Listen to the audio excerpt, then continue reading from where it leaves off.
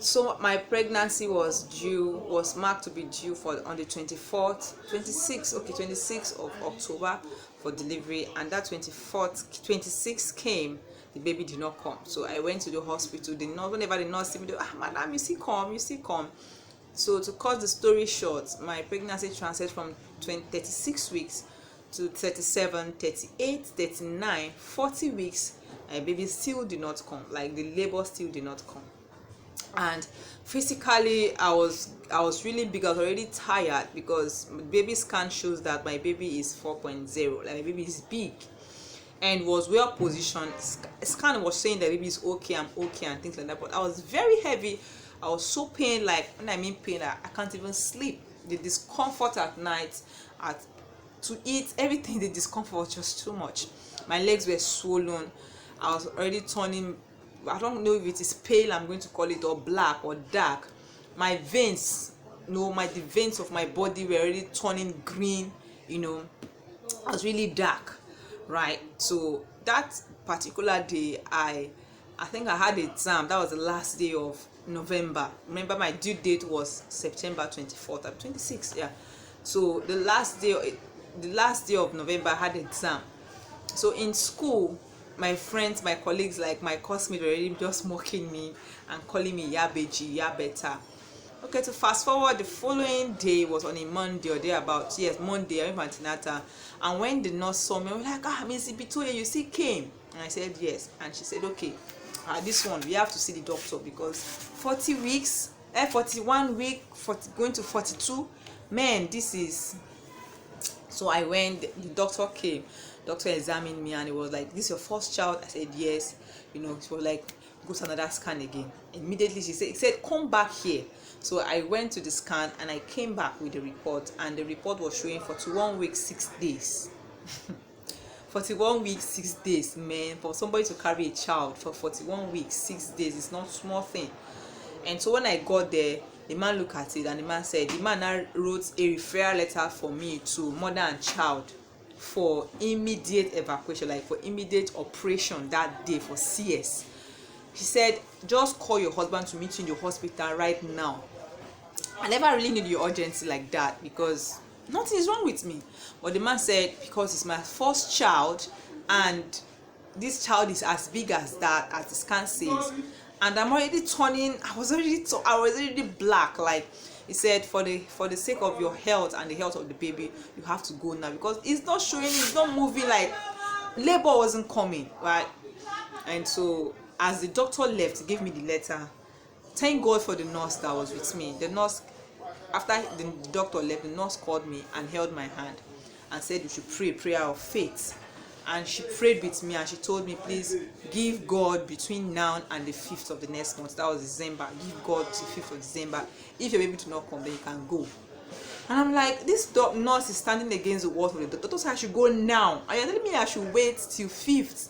Well, I have to join my faith to have faith. So when I got home, I shared with my husband. My husband was like, okay, so we prayed. So that evening, because for now I can't really walk that much like that. So my husband went to a discipleship class that we normally attend, and that happens to be the last discipleship day for the year.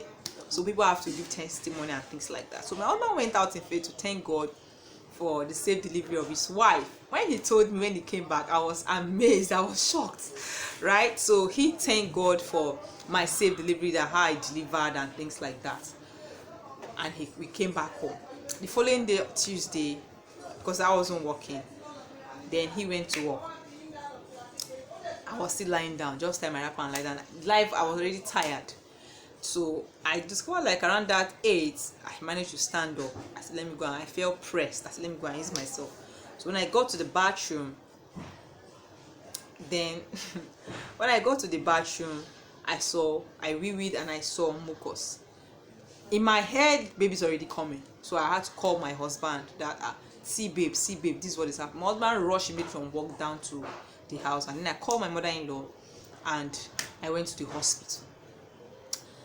Men and brethren, I was in that hospital from that 8:30 or about 8:39 till 4 o'clock.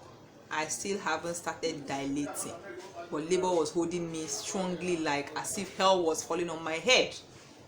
Hey God, I was not dilating.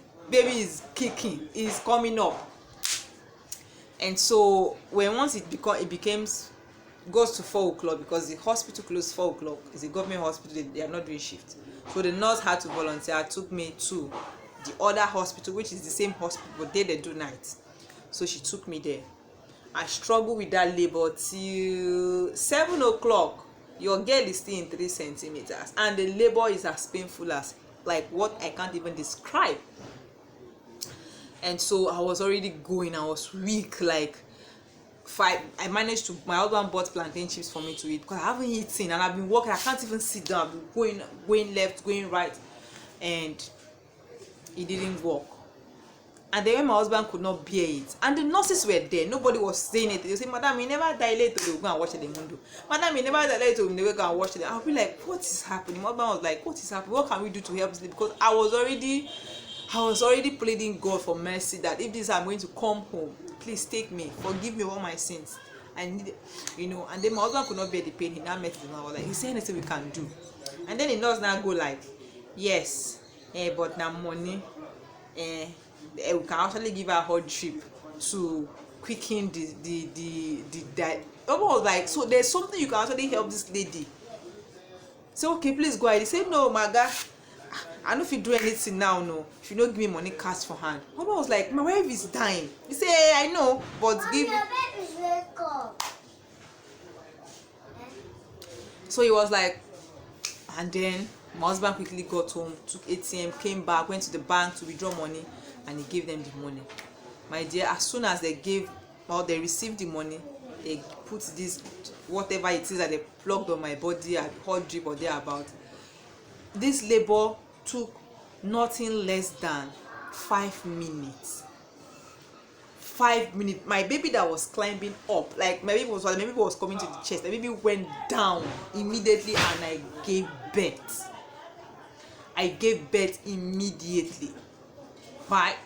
And in my heart, I was like, so this is how many women die, right? Many women will just die just like that because of some carelessness of some nurses, or I don't care attitude of some nurses. Like, it doesn't concern me, right?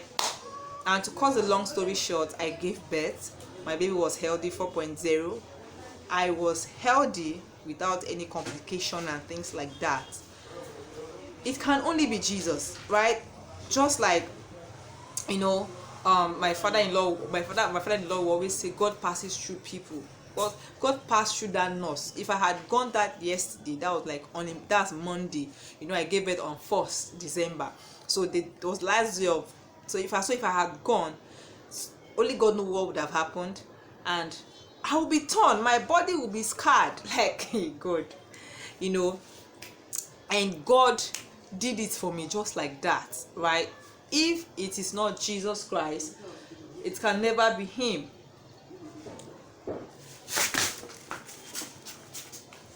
If it is not Jesus Christ, then it can never, sorry for that, he was distracting me. It can never be him. So Jesus Christ arose for me. He passed through another human being to save us the money, unforeseen pain or something else. Only God knows what would have happened. And at the end of the day, I give God the glory that I have the same child that I just beat now. My child and I came out healthy, and yes, it's like I said, it can only be Jesus Christ. It was after that my husband started sharing stories of people calling him, friends calling him, saying they are having some revelations of me dying, that my baby was tied down. So all through that period I was in labor, my husband did not tell me. They were standing, they were somewhere praying for me all through that period. They were praying, people were standing in gap for me, and I was like, who is that person that offend, or who is that person that do not want I and my child to be alive, right? So but at the end of the day, God intervened and I gave birth, and baby is super healthy. And yeah, thank you, Jesus. If you have any story that is related to that, or any carelessness that has happened to anybody and the person died as the result of that, you can let me know by the comment. And do not forget to like, share and subscribe. Thank you so much for always being a miracle to me and to this family. Thank you for being a part of this family again. And yes, see you in my next testimony. I love you guys. You guys are the real tribe and the real MVPs.